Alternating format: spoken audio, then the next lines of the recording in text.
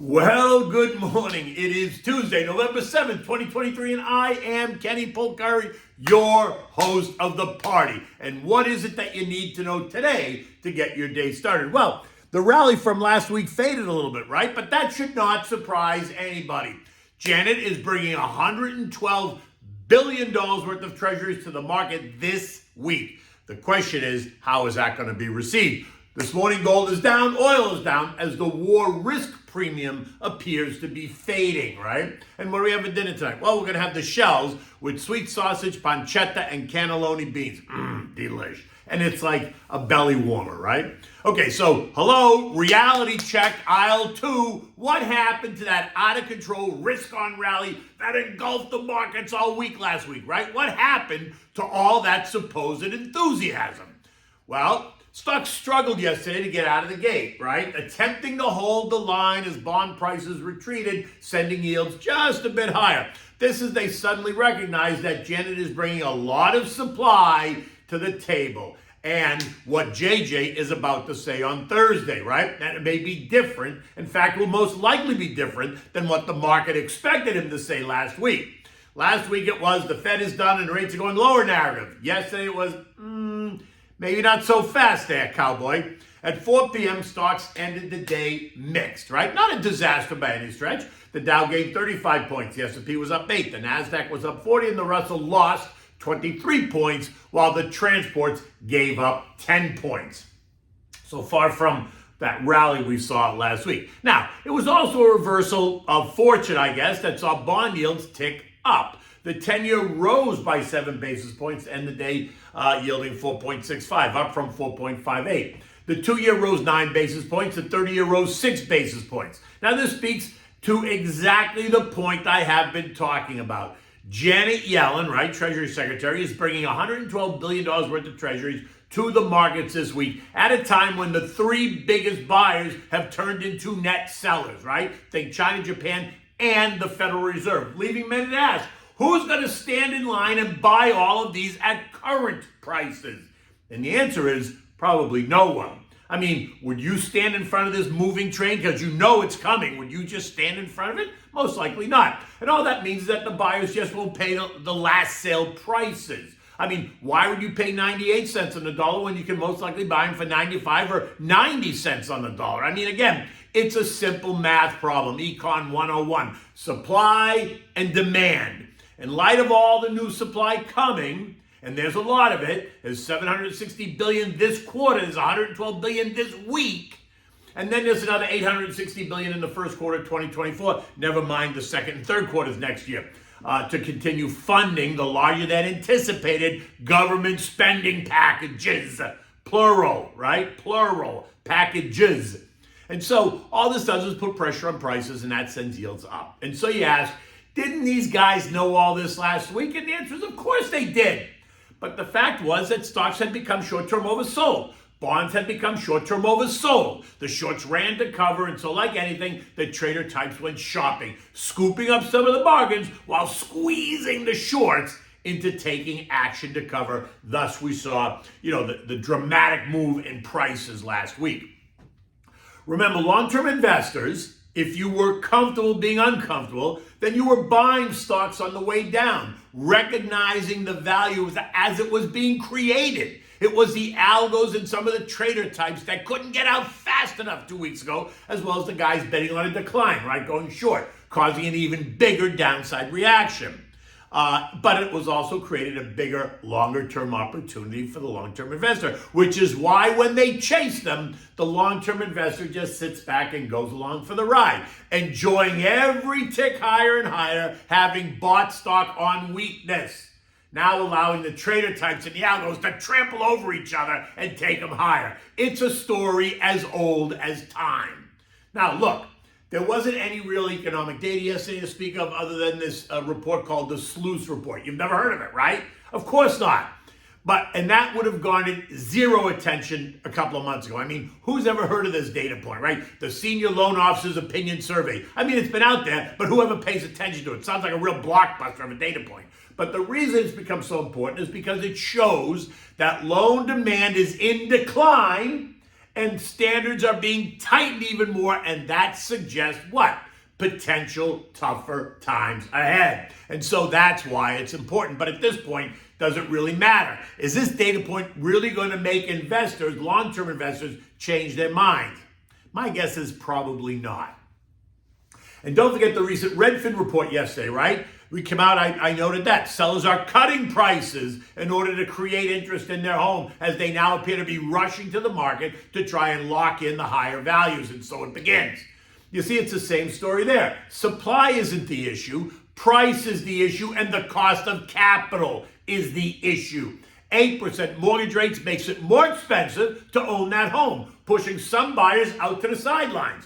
So either rates have to go lower or the price of the house has to drop to offset the higher cost, right? And rates, I don't think are going lower, significantly lower anytime soon. Now, Janet's going to have to do the same thing in the bond market. In order to create demand for the massive funding that lies ahead, treasuries are going to have to come to the market at a discount, causing yields to rise, and that will continue to put pressure on stocks, real estate, and other assets, right? Again, because it's a supply-demand issue. Where is the clearing price, right? Now, gold traded down $10 yesterday to end the day at $19.88, and this morning it's trading even lower again, down another $16 at $19.72 an ounce, as the risk premium over the Israeli-Hamas war fades, right? The idea that the Fed might be done, and as the dollar bounces off its recent weakness, are all other reasons for gold to back off. What the market is telling you is that the Middle East war will not escalate, or at least it doesn't appear that it will. It will not draw other nations into the fight.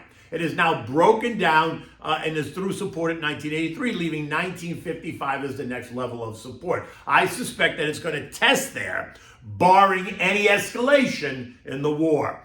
Oil's under pressure as well for many of the same reasons. The fading of the war risk premium that took it closer to $90 a barrel. This morning, oil is down $1.80 at $79.20 and is now below its intermediate term trend line, leaving it in the 74.70, 80, 60 trading range, right? But 80 is the sweet spot for the Saudis. Nothing has really changed from a demand perspective, and the Saudis have pledged to stay the course on their output cuts, right? Trying to hold the price here closer to 80 than lower.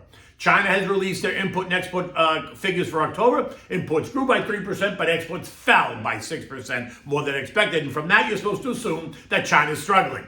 But remember, you first have to believe the data that comes out of China, something that I always remain suspect of, and I don't build my investment decisions around what's happening in China. I just don't.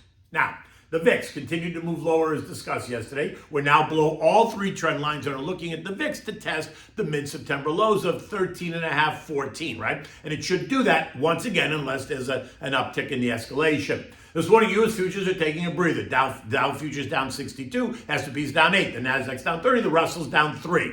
There's not any real economic data to drive the markets today, so the focus was going to remain on the balance of the earnings that are coming out and Fed speculation later in the week. Neil Kashkari telling us that he does not see an end necessarily to rate hikes, so that's interesting. European markets are lower, nothing special driving the action there. Again, it appears to be markets just taking a breather after the rally of last week. The S&P closed at 4365, up 8 points, remaining just on the north side of the trend line, leaving us in a very tight range, 4340, 4400. The action this morning suggests that the weakness is sure to test the 4340 level to see if it holds. If it does not, then expect the algos to send a wave of sell orders signaling a technical break. My sense is that a test of 4250, which is the 200-day trend line, is in the cards until we get closer to Thanksgiving or so. And then I suspect it stabilizes and moves back into the 4350, 4400 trading range by year end. Which is why I keep saying, make a plan and stick to it. Do not try to pick tops and bottoms in your investment account. Own the biggest names in the sectors you like and then invest. Don't trade your investment account. Sign up for the Divvy Reinvestments as a way to build your portfolio and use the chaos to tweak when necessary, right? That's how you should be thinking as a long-term investor. If you're a day trader, all those rules go out the window and you're just responding to the volatility. and the headlines, right? Okay, so we're having dinner tonight. We're gonna have the medium shells with sweet sausage, pancetta, and cannellini beans.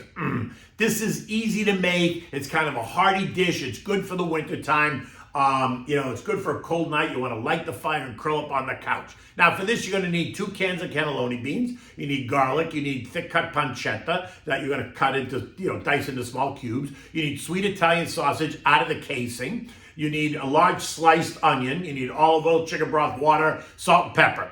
Right? You need finely chopped parsley, and of course you need fresh grated Parmesan cheese, and then you need a box of medium shells, and you're not even going to use the whole box, right? Now, in the saucepan over medium-high heat, add the olive oil and the sliced garlic. Saute for 3 or 4 minutes. Now add the sliced onions and saute those until they're soft and translucent. 8 to 10 minutes, right? You don't want to burn them. When they're done, now you're going to add the pancetta and the sausage and allow it to brown up nicely using the wooden spoon to break up the sausage as it cooks, right? But you want it all nice and cooked. Now, once it's cooked, you're going to add the 2 cans of cannellini beans, juice and all. Just dump it right in there, mix it. Allowing the beans, you want them to marry the other ingredients, right? Now add the broth and water at a 2-to-1 ratio. So if you put 2 cups of broth, you put 1 cup of water. 4 cups of broth, 2 cups of water. Do you see the pattern there? And put enough so that the sausage and bean mixture is covered in the broth and juice, right? Let it simmer on the stove for 15 minutes. You want to stir it occasionally. Now, bring it up to a boil, right? If you need to add more water or more chicken stock, then do that now, because remember, you're going to add the pasta, and as the pasta grows, it sucks up the juice, right? Now toss in the shells, the elbows or the shells, whatever you're going to use. Don't use a whole pound here, right? Because it grows. Use like half a pound max. But again, it depends on how much you're making, right? But let's assume you're using 6 sweet sausage links, and you're going to use like a half a pound, if even. You're going to cook it 8 minutes or so. You want it to be al dente. Adjust it for taste. When it's done, serve it in warm bowls adorned with the parsley on top and a drizzle of olive oil if you want. Always have the fresh grated Parmesan cheese on the table to add for your guests. Now look, if you're cooking the pasta and it grows and it looks like it's sucking up all the sauce, don't stress. Take more chicken broth, add more chicken broth, right? Because you just want to keep it moist. You don't want it soupy, but you don't want it dry either. So you're kind of in between, right? And remember, you can always add, if you eat it tonight and then put it away in the fridge and tomorrow you take it out and it appears as if all the juice, all the sauce is gone, heat it up, add a little bit of chicken broth just to heat it up to keep it moist, and always, always, always have plenty of cheese. In any event, it is Tuesday morning and it's still dark outside, although the sun is on its way up. And I'm on my way over to the studio to appear with Maria at 7:10 this morning. So until tomorrow, take good care.